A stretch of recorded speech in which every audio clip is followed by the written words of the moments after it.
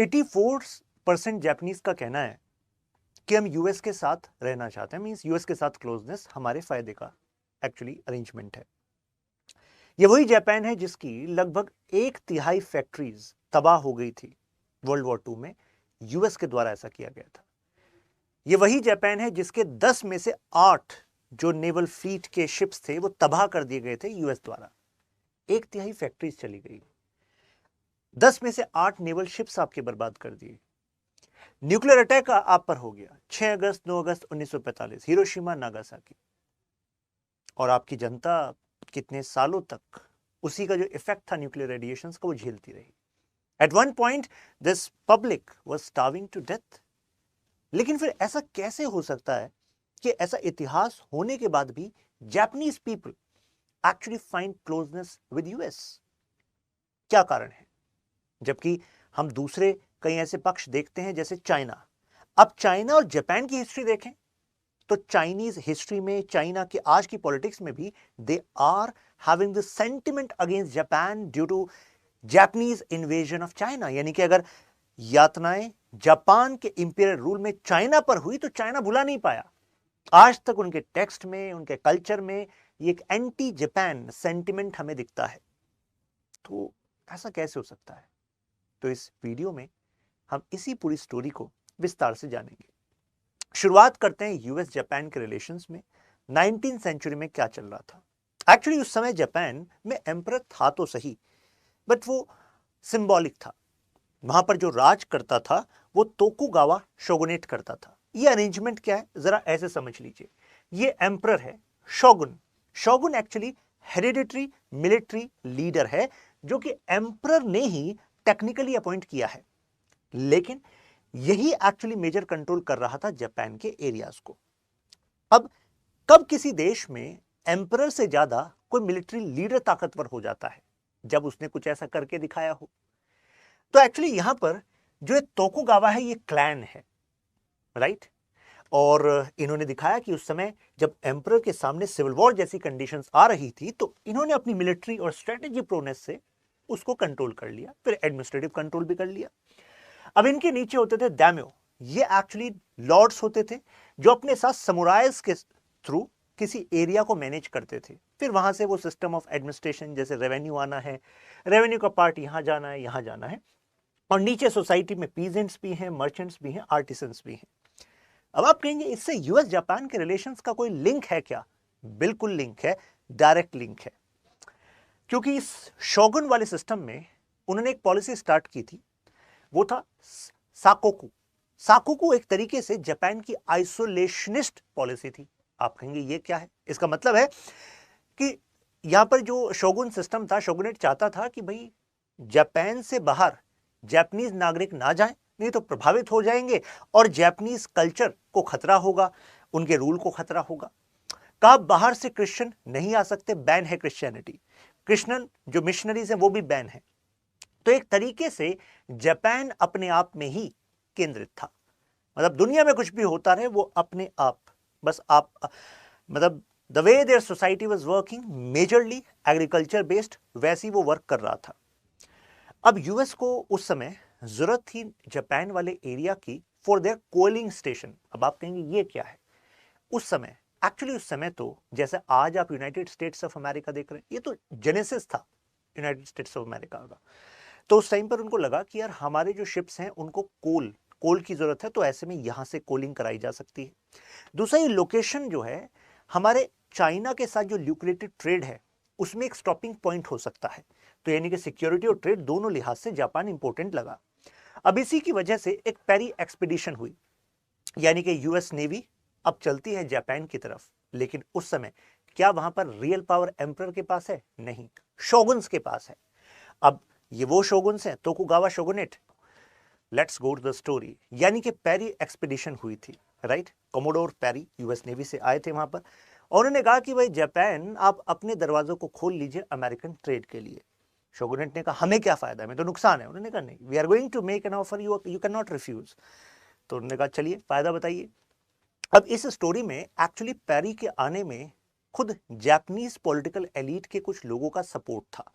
वो स्टोरी में आगे हमें पता लगता है। ऐसा क्यों?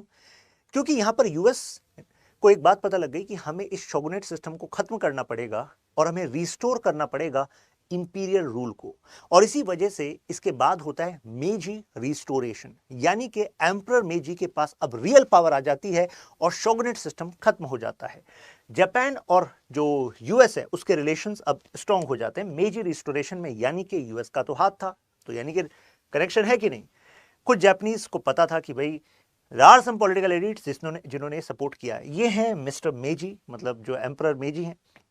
एम्परर मेजी ने जैसी पावर को लिया तो उन्होंने गोल सेट किए कि what is going to happen in Japan. एक चीज है रूल की कि अगर आप कुछ बड़ा रिस्टोरेशन कर रहे हो, कुछ नया कर रहे हो, तो आपको दिखाना होगा जनता को कि तुम इस जनता को नए युग की तरफ लेकर जा रहे हो। तो मेजी ने क्या करा? मेजी ने कहा कि देखो, अभी तक तोकुगावा शोगुनेट ने बांध दिया था आपको, you are not getting benefited with what was happening in the world, जैसे टेक्नोलॉजी फ्रंट, जैसे ट्रेड फ्रंट। तो ऐसे कुछ गोल्स इन्होंने सेट कर दिए। यहां पर एक नोबल थे शिमाजू नारियाकीरा, तो इनका एक पर्सपेक्टिव बड़ा इंटरेस्टिंग है। इनका कहना है if we take the initiative we can dominate, और अगर हमने सही समय पर सही इनिशिएटिव नहीं लिया तो ऐसे में someone is going to dominate us. तो ऐसे में अगर स्ट्रेंथ को लाना है तो आपको समय के हिसाब से अपने आप को ओपन करना पड़ेगा। स्ट्रेंथ में और ओपननेस में दोनों में करेक्शन होता है, राइट। तो आप कॉलोनाइज हो जाओगे अगर आपके पास मॉडर्न टेक्नोलॉजीज नहीं होंगी, राइट, इकोनॉमिक स्ट्रेंथ नहीं होगी। तो इसी गोल को इन्होंने अपने चार्टर ओथ में बताया और जापान को एक तरीके से ओपन कर दिया ट्रेड के लिए। तो अब यूएस को भी फायदा था लेकिन जापान को भी फायदा था, राइट। और इसके बाद नई इरा की शुरुआत हुई जापान में, मॉडर्नाइजेशन होने लगा, वेस्टर्नाइजेशन होने लगा। अब वो जापान जो मेजरली रूरल था अब अर्बन सेटअप होने लगा, यानी कि अर्बनाइजेशन होने लगा, मॉडर्नाइजेशन होने लगा, मॉडर्न इंडस्ट्रीज आने लगी, मशीन्स आने लगी। अब आप कहेंगे ये हो कैसे रहा था? एक्चुअली जापान की लोकेशन, अगर शिप्स वहां पर रुक ही रही हैं और फिर चाइना की तरफ जा रहे हैं और वापस वहां से सामान बेचकर आ रहे हैं, तो there were many commodities which US can actually gain from Japan as well। तो जो चीजें सस्ती बन सकती थी जापान में, तो जाहिर सी बात है यूएस को फायदा था, तो ऐसे में जापान को भी फायदा था। तो एक कॉम्प्लीमेंट्री रिलेशनशिप यहां से शुरू हो गई। अब कहानी आती है वर्ल्ड वॉर फर्स्ट की। ऐसे में जापान और यूएस दोनों एक ही साइड पर लड़ते हैं, एक ही साइड पर, जबकि वर्ल्ड वॉर 2 में कहानी बिल्कुल उल्टी हो गई थी। अब क्योंकि ये दोनों एक साथ लड़े थे और दोनों ने हराया था दूसरी पावर्स को, यानी कि जर्मनी को फॉर एग्जाम्पल। अब क्योंकि भाई आपने पैसा खर्च किया है तो मिलकर ये डिसाइड हुआ कि देखो जो जर्मनी की कुछ टेरिटरीज है ना, फॉर एग्जांपल जैसे चाइना वाले क्षेत्र में कुछ islands north of equator, Japan उस पर कंट्रोल आप कर लो। जापान ने कहा बिल्कुल हम कर लेते हैं। तो 1914 से 1918 तक चला था वर्ल्ड वॉर फर्स्ट। 1919 में after the war Japan was given mandate, तो जापान ने कहा ठीक है ये हम ले लेते हैं। लेकिन जापान यहीं पर थमा नहीं। अब जापान चाइना क्लोजनेस, तो यहां पर जापान ने अपना रुख और ज्यादा एग्रेसिव अपनाया on China when dealing with China. तो ऐसे में अब जापान और चाइना में इस इंटर वॉर पीरियड में, यानी कि 1918 में वर्ल्ड वॉर फर्स्ट खत्म होता है और अभी वर्ल्ड वॉर 2 की कहानी आगे आनी, इस बीच चाइना और जापान में टेंशन चल रही है, राइट, ट्रबल चल रहा है दोनों में। अब ये ट्रबल वेस्टर्न पावर्स भी देख रहे थे और वो नहीं चाहते थे कि चाइना के साथ ट्रबल हो। क्यों? क्योंकि Chinese region was giving them trade, right, तो they did not wanted any problem. But Japan को लग रहा था कि यार इंपीरियल रूल, अब जापान को लग रहा था अब इकोनॉमिक पावर हमारी बढ़ रही है, इसको मिलिट्री पावर में कन्वर्ट कर रहे हैं और अब ये मिलिट्री और इकोनॉमिक पावर हम फर्दर तभी बढ़ा सकते हैं जब ज्यादा एरिया हमारे अंडर होगा। ये है मंचूरिया रीजन जिसको जापान ने कब्जा लिया था, इन्वेड कर दिया था। और आते आते मतलब जैसे हम 1930s की तरफ जाते हैं तब तक हम देखते हैं कि इवन कोस्टल पार्ट जो था, मतलब जो ईस्टर्न कोस्टल पार्ट है चाइना का, वो कंट्रोल कर लिया था जापान ने। अब इससे Chinese forces and Japanese forces were in conflict with each other. तो अब जाहिर सी बात है US and other western Nations को लगा कि यार ये तो गलत हो रहा है, मतलब यू आर डूइंग रॉन्ग, क्योंकि यू आर क्रिएटिंग अनस्टेबिलिटी है। यहां पर पोटेंशियल था ऐसा कि चाइना को एक पपेट रेजिम की तरह वो इस्तेमाल कर ले और इसको, इस एरिया की इकोनॉमिक जो वेल्थ थी उसका इस्तेमाल चाइना से जापान अपनी तरफ मूव करना चाहता था। नाउ 1939 में जब मंचूरिया को अपने कब्जे में ले लिया गया, ये मंचूरिया रीजन है, जैसे ही जापान ने इसको अपने कब्जे में ले लिया और कोस्टल एरिया को ले लिया, तो अब ऐसे में जो एलाइज थे यानी कि यूएस, यूके, ऑस्ट्रेलिया, इन्होंने कहा हम रिकॉग्नाइज नहीं करते कि ये एरिया जापान का। जापान ने कहा ये एरिया अब हमारा है, इन्होंने कहा नहीं नहीं, ये जापान नहीं है। अब जापानीज इंपीरियल पावर ऐसा क्यों कर रहे थे? उन्हें एक चीज समझ में आ गई थी, इस वर्ल्ड में अगर आपके पास एरिया ज्यादा है, आपके पास क्रिटिकल लोकेशंस ऐसी हैं जो अब जापान कहलाएगा, तो जाहिर सी बात है आप ज्यादा सिक्योर होगे। This was the logic of Japan. लेकिन उन्होंने कहा कि नहीं नहीं, हम एक्सेप्ट नहीं करते और हमारा कमिटमेंट वही रहेगा। अब ऐसे में यूएस ने जवाब में क्या करा? एक्सपोर्ट कंट्रोल एक्ट ले आया, जिससे कि ऑयल, आयरन, स्टील एक्सपोर्ट जो जापान में जाने थे उसको रोक दिया। अब मुझे बताइए, अगर यूएस से ये चीजें जापान की तरफ जा रही हैं और वो रोक दी गई, तो ऐसे में इकोनॉमिक जो नुकसान होगा जापान को, आप सोच लीजिए। तो एक तरीके का ये इकोनॉमिक ब्लॉकेड था। अब जापानीज को लगा कि यार एक तरीके से हमारी इकोनॉमी को बेसिकली कंट्रोल करने की कोशिश की जा रही है, ये तो सीधा सीधा नेशनल इंटरेस्ट के खिलाफ है। जापानीज मिलिट्री स्ट्रेंथ और जापानीज इकोनॉमिक स्ट्रेंथ दोनों पर खतरा है, और इसी को तो वहां की इंपीरियल पावर बढ़ाना चाह रही थी। तो उन्हें लगा अच्छा, यानी कि यूएस अब हमारा दुश्मन है, वही यूएस जिसने इंपीरियल रूल लाने में, तोकुगावा शोगनेट को हटाने में मदद की थी, भाई उनका भी बेनिफिट था। अब ऐसे में अब यहां पर हुआ एक कैलकुलेशन, मतलब जापान को लगा कि शायद अब यूएस तैयारी कर रहा है हम पर अटैक करने की। तो यूएस अटैक करता इससे पहले, एक तरीके से हम कहते हैं प्रीएम्प्टिव, वहां पर्ल हार्बर पर अटैक कर दिया जापानीज फोर्सेस ने, और ये एक बड़ा कारण बना कि यूएस को फिर इन्वॉल्व होना ही पड़ा वर्ल्ड वॉर 2 में। कहा जाता है कि यूएस इससे पहले जो उसकी फॉरेन पॉलिसी थी वो आइसोलेशनिस्ट थी, क्योंकि उसकी लोकेशन ऐसी है कि अटलांटिक एंड पैसिफिक के बीच में लोकेटेड है, और जो उसके पड़ोसी हैं यानी कि कनाडा और मैक्सिको, उससे उसके संबंधों में कोई खटास नहीं है। तो उसका तो सही चल रहा था कि अपनी इकोनॉमिक ग्रोथ पर, अपनी टेक्नोलॉजी, मिलिट्री ग्रोथ पर फोकस करेंगे। लेकिन अब इन्वॉल्व होना ही पड़ा, क्योंकि अटैक अब उसकी टेरिटरी पर था। नहीं तो इससे पहले कितनी बार एक्चुअली विंस्टन चर्चिल पत्र भेज चुके थे कि भाई आ जाओ, आप वॉर में इन्वॉल्व हो जाओ, लेकिन दे वर नॉट गेटिंग कन्विंस। लेकिन जब खुद पर बात आई तो फिर एंटर होने पड़ा। तो अब डिक्लेयर हो चुका था वॉर अगेंस्ट जापान। अब फाइनली यहां पर जापान का जो एक्सरसाइज थी, नाजी जर्मनी था। जर्मनी जिसके खिलाफ जापान पहले लड़ा था, राइट, यूएस के साथ मिलकर। लेकिन अब वही जर्मनी में जब हिटलर थे, तो जापान को लगा यार हम दोनों का दुश्मन जब कॉमन है तो हम दोनों को तो साथ आना पड़ेगा। तो ऐसे में दे स्टार्टेड अटैक। तो अब एक तरफ से जर्मनी, दूसरी तरफ से जापान, तो अब यूएस ने वहां पर अटैक कर दिया। फैट बॉय, फैटमैन और लिटिल बॉय, यानी कि हिरोशिमा और नागासाकी पर अटैक कर दिया, जिस पर अभी रिसेंटली मूवी भी आई है, ओपनहाइमर, है ना। अब ये जो अटैक था, कई लोग कहते हैं कि इसका कारण जापान का कोई मेजर थ्रेट नहीं था उस समय।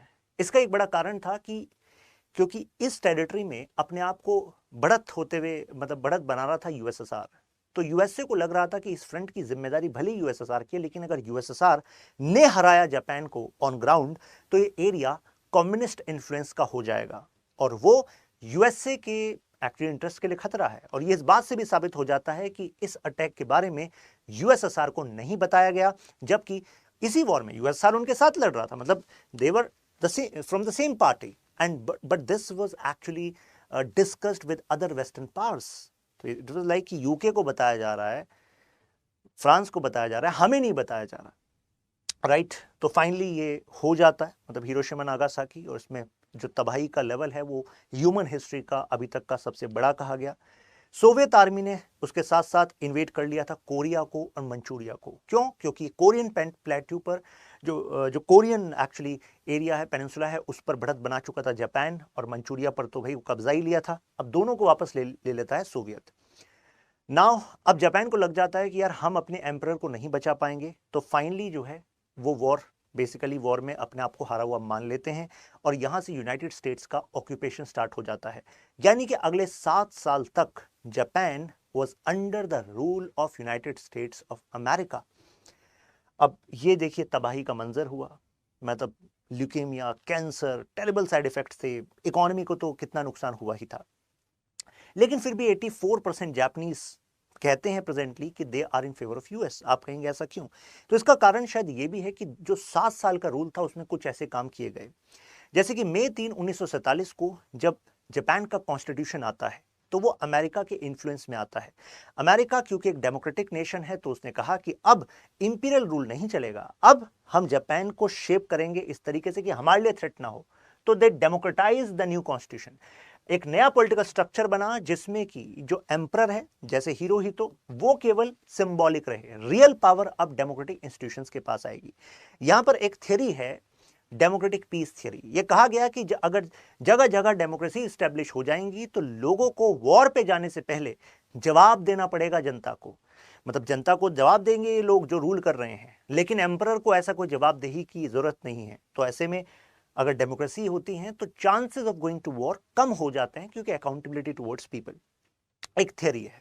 जबकि ये भी कहा जाता है शायद ये थ्योरी यूएस के इन्फ्लुएंस को बढ़ाने के लिए की गई है। इसी थ्योरी का इस्तेमाल फिर वो सद्दाम हुसैन इराक में करते हैं कि डेमोक्रेसी आएगी शांति आ जाएगी, लेकिन क्या शांति आई है आप सब जानते हैं। खैर आर्टिकल 9 यहां पर 2 पॉइंट बड़े क्रूशल थे जो इनके कॉन्स्टिट्यूशन में ऐड कराए गए, देखिएगा क्योंकि अभी इसके बाद पलटने वाली है कहानी। Japanese people forever renounce war, यानी कि जापानीज लोगों से उनका संप्रभुता, उनकी sovereignty to engage war for their national interest छीन लिया गया बाय आर्टिकल 9। इसके पीछे कहा जाता है यूएस जनरल मैकार्थर थे, मैकार्थर ही थे जो शेप कर रहे थे कि आगे जापान किस तरीके से रहेगा। कह दिया गया कि वो कभी भी लैंड एयर वाटर की कोई ऐसी फोर्सेस नहीं बनाएंगे जो वॉर पोटेंशियल रखें। तो एक तरीके से आप अब वॉर के लिए अपनी फोर्सेस को मेंटेन ही नहीं कर सकते, बना ही नहीं सकते। तो मुझे बताइए यूएस पर एक सिक्योरिटी डिपेंडेंस बनेगी कि नहीं बनेगी? बनेगी जापान की। और जब डिपेंडेंस होगी तो क्या जापान कभी थ्रेट बन पाएगा? नहीं बन पाएगा। अमेरिकन गवर्नमेंट ने जापानीज सोसाइटी को रिफॉर्म करना स्टार्ट किया, और ऐसा नहीं है केवल उन पर कंडीशनैलिटी सी बना रहे थे, ऐसी कंडीशनैलिटी जो केवल अमेरिका के फेवर में थी। देखिए ऐसी डील्स तभी हो पाती हैं जब जापान की जनता खुश भी हो। तो आप कहेंगे अब खुश क्यों होंगे? क्योंकि उन्हें पता था कि अगर जापान की जनता गरीब रह गई तो हिस्ट्री तो उनको माफ करेगी नहीं अमेरिका को, और अमेरिका को अगर हेजेमॉन बनना है तो अपने इतिहास पर व्हाइट वॉश करना पड़ेगा, अच्छाई का कोई पेंट करना पड़ेगा। तो ऐसे में उन्होंने कहा कि जापान को हम गरीब नहीं रहने देंगे, जापान के इकोनॉमिक मॉडर्नाइजेशन के लिए हम और ज्यादा खर्च करेंगे, कुछ ऐसे लेवरेजेस देंगे जो हम किसी को नहीं देते। जैसे जापानीज आपके एक्सपोर्ट्स को हम एब्जॉर्ब करेंगे ऐसी टर्म्स पर जो आपके लिए फेवरेबल हों। तो जाहिर सी बात है अब जापान में प्रोडक्शन बढ़ेगा कि नहीं बढ़ेगा, जॉब अपॉर्चुनिटीज बढ़ेंगी कि नहीं बढ़ेंगी, प्रोस्पेरिटी होगी कि नहीं होगी, जब जापान को एक रेडीमेड मार्केट यूएस खुद बना कर दे रहा है। राइट? जो कंट्रोवर्शियल ट्रेड प्रैक्टिसेस थी जापान की उनको भी एक्सेप्ट कर रहा है, क्योंकि भाई हमारा मुद्दा है जापान तुम अमीर बनने चाहिए, नहीं तो हम पर दाग लगता चला जाएगा और हम हेजेमॉन कैसे बनेंगे। सब्सिडाइज कर दिया जापानीज इकोनॉमी को और अपनी टेक्नोलॉजीज को जापानीज फर्म को शेयर किया कि भाई बनाओ आप। अब ये कुछ ऐसे कारण थे जो इस फेज में हुआ है। किस फेज में? मैं 45 से लेकर 52 की बात कर रहा हूं, क्योंकि 52 में वो टाइम आएगा जब यूएस अब जापान को छोड़ देगा कि चलो अब आप आजाद हो। लेकिन इस बीच ये जो काम किया गया इसका इफेक्ट है कि 1960 से 80s में हम देखते हैं कि जापान में एक ट्रेमेंडस राइज होता है इस इन्वेस्टमेंट का, इस ल्यूक्रेटिव डील का। जापान सेकंड लार्जेस्ट इकोनॉमी बन जाता है। ऑटो इंडस्ट्री ऐसी बन जाती है कि खुद यूएस की ऑटो इंडस्ट्री को खतरा हो जाता है। राइट? तो यूएस में भी खुद कहने लगते हैं यार इनकी गाड़ियां हमसे सस्ती, हमसे बेहतर, agile, technology wise, manufacturing wise हमसे बेटर। तो खुद जो यूएस की जो फैक्ट्रीज थी वो बंद होने लगी। तो अब फिर आपको सोचना चाहिए यार फिर भी दोनों में संबंधों में खटास आनी चाहिए थी। फिर क्या हुआ? मतलब US should hate, US public should hate Japan अगर उनकी जॉब जा रही है। लेकिन यहां पर कहा गया कि भाई ये जो येन है ना, जो जापानीज करेंसी है, ये जो है जापान को ज्यादा फायदा पहुंचा रही है, क्योंकि ऐसे में अगर कोई अमेरिकन जापान से खरीदना चाहता है कार तो उसको बहुत सस्ती पड़ रही है due to low value of yen, यानी कि इतने येन में वो इतना सामान खरीद पाता है क्योंकि वैल्यू कम है जापान की। यानी कि डॉलर दोगे तो इतना सारा येन आ जाएगा तो और ज्यादा सामान तुम खरीद सकते हो। तो करेंसी की वैल्यू की वजह से भी एक्सपोर्ट बहुत ज्यादा पुश हो रहा था। लेकिन अब यूएस ने कहा जापान इसका कुछ करना पड़ेगा, येन की वैल्यू बढ़ानी पड़ेगी। वो वैल्यू बढ़ाई भी गई। तो आप कहेंगे यार इससे तो एक्सपोर्ट कम हो गया होगा। जी हाँ, कम भी हुआ। आप कहेंगे इससे तो यार जापान नाराज हो गया होगा। नाराज नहीं हुआ, उल्टा एक नई अपॉर्चुनिटी क्रिएट कर ली जापान ने। जापान ने कहा ठीक है, यानी कि अब हमारे अगर एक्सपोर्ट करेंगे आपके यहाँ वो महंगा हो रहा है, तो ऐसा करते हैं जापानीज फैक्ट्रीज को आपके यहाँ खोल देते हैं। तो जापानीज फैक्ट्रीज को यूएस में खोला गया तो अमेरिका की जनता को जॉब मिली। लेकिन कौन सी कंपनीज थ्राइव कर रही थी? जापानीज कंपनी थ्राइव कर रही थी। अगर प्रॉफिट ये कमा रही थी तो मुझे बताइए प्रॉफिट शेयर कहां आएगा? जापान आएगा। तो अल्टीमेटली गेम जो है वो जापान के फेवर में रहा। आपको तो लगना चाहिए यार जापान इज लाइक कि एशेस से फिनिक्स की तरह राइज हो रहा है जापान। वो तो हुआ है। कोरिया में जब ये वॉर हुआ, यानी कि नॉर्थ कोरिया साउथ कोरिया जो क्रिएशन वाला वॉर है, तो उस समय पर यूएस को एक बात क्लियर हुई कि यार हमने जापान के कॉन्स्टिट्यूशन में लिख तो दिया कि ये लोग कभी अपनी फोर्सेस नहीं बना सकते, कभी वॉर पे नहीं जा सकते, लेकिन नॉर्थ कोरिया जो कम्युनिस्ट एक्चुअली एक एरिया है और साउथ कोरिया जिसको यूएस कैपिटलिस्ट वे में डेवलप कर रहा था, लेकिन अगर नॉर्थ कोरिया ने कभी भी अटैक कर दिया, जापान इज क्लोज, तो जापान को बचाने के लिए हमें अपना कितना वेपनरी और डायरेक्ट इन्वॉल्व होना पड़ेगा वॉर में। तो ऐसा करते हैं, अब इन्हीं लोगों से कहते हैं यार चेंज करो अपने रूल को, अब सेल्फ डिफेंस फोर्सेस बना लो। खुद जापानीज जनता कहने लगी यार तुमने हमारे कॉन्स्टिट्यूशन में लिखवा दिया उस टाइम पर इन्फ्लुएंस करके, और अब तुम कह रहे हो हम अपने कॉन्स्टिट्यूशन को वायलेट कर दें। तो फिर यूएस ने कहा नहीं नहीं, दिस नॉट वायलेशन, हम तो कह रहे हैं सेल्फ डिफेंस फोर्सेस ना, हम कह रहे हैं तुम वॉर पे नहीं जाओगे, लेकिन कोई तुम पर वॉर करे तो अपने आप को सेल्फ डिफेंस तो कर सकते हो। तो ये जो कोल्ड वॉर वाला टाइम था, कम्युनिस्ट थ्रेट, इसकी वजह से अब सेल्फ डिफेंस की फोर्सेस बनने लगी। साथ में 1951 में पीस ऑफ रिकंसिलिएशन होता है, जिसमें कि यूएस गारंटी लेता है कि भाई आपकी सुरक्षा की जिम्मेदारी हमारी है, यानी कि अमेरिका का ऑक्यूपेशन जो कंट्रोल था 1952 में एंड हुआ। सैन फ्रांसिस्को में इस ट्रीटी के बाद उन्होंने गारंटी ले ली कि हम गारंटी लेते हैं, आपकी टेक्नोलॉजी आपको प्रोवाइड करते रहेंगे। लेकिन कई लोग कहते हैं यार ये ट्रीटी कंट्रोवर्शियल थी, कारण इस ट्रीटी की वजह से यूएस की फोर्सेस को एक लेवरेज मिल जाता है to have basis in Japan, to even bring nuclear arms in Japan. मजे की बात देखिए, जिससे उनको खतरा हुआ उसी चीज को वो यूएस ला सकता है वहां पर। नाउ वाई, जब अब मुद्दा ये है, आप कहोगे यार इतना कुछ है लेकिन एपोलॉजी क्यों नहीं मंगवा रहे, मतलब रिलेशन अच्छे कैसे हैं। एक बात तो क्लियर है कि देखिए, आपको ये नहीं सोचना चाहिए कि दो देशों के बीच के संबंध पर्सनल रिलेशंस जैसे होते हैं। पर्सनल रिलेशन में चलता है ये ego, hate, past. International relations में चलता है नेशनल इंटरेस्ट। अगर जापान को पता है कि उसके नेशनल इंटरेस्ट में है कि यूएस जैसे स्ट्रांग नेशन उसके साथ रहे, तो जाहिर सी बात है साथ रहेंगे, राइट। उनको ये भी पता है कि पास्ट में जो इकोनॉमिक अरेंजमेंट्स हैं, जो उससे क्या फायदा जापान को हुआ है, जो मैंने आपको अभी शेयर किया। एंटी न्यूक्लियर एक्टिविस्ट खुद एक्टिवेट हो जाएंगे, यानी कि उसके बाद जापान ने खुद न्यूक्लियर पावर का इस्तेमाल किया एनर्जी के लिए। तो अगर न्यूक्लियर अटैक को लेकर खुद उनसे अपोलॉजी मंगवाएंगे, तो ये भी डर था जापान को कि कुछ हमारे ही देश के लोग कहेंगे कि यार तुम न्यूक्लियर पावर का इस्तेमाल क्यों कर रहे हो, है कि नहीं। प्लस अगर उनसे अपोलॉजी मंगवाएंगे इस वाले जो एक्ट के लिए, हिरोशिमा नागासाकी के लिए, तो क्वेश्चन जापान पर भी उठेंगे कि तुम भी तो अपने इतिहास के लिए माफी मांगो चाइना से। जैसे 25,000 के आसपास जो चाइनीज हैं वो खत्म कर दिए गए, तुम्हें भी माफी मांगनी चाहिए। 25,000 के आसपास चाइनीज ऑनस्लॉट हुआ, तो यू शुड ऑल्सो। लेकिन देखिए, हिरोशिमा में ओबामा जी की विजिट हुई, पहले ऐसे राष्ट्रपति हुए, यहां पर इन्होंने बहुत ही मार्मिक एक स्पीच दी। ऐसे ही शिंजो एबे जो जापानीज लीडर हैं वो यहां पर पहुंचे, जापानीज प्राइम मिनिस्टर, कहां पर, पर्ल हार्बर पर। तो दोनों देशों के लीडर ने उसी जगह पर जाकर स्पीच दी और अपनी सॉलिडेरिटी को शो किया। तो आई थिंक आपको क्लियर हुआ होगा। Examine the evolution of US Japan partnership in Indo Pacific. तो इंडो पैसिफिक में सुरक्षा रखना जरूरी है, दोनों के ट्रेड के लिए भी, सिक्योरिटी के लिए भी। तो ऐसे में दोनों का क्लोज रहना और इसका इवोल्यूशन वहीं से शुरू हो रहा है जहां से यूएस ने आइडेंटिफाई किया था कि मुझे अपने शिप्स के कोयलिंग के लिए, कोल के लिए और स्टॉपेज के लिए जापान की जरूरत है। तो वहीं से एक्चुअली ये ट्रेजेक्टरी शुरू होती है, जो आपको पता लग गई।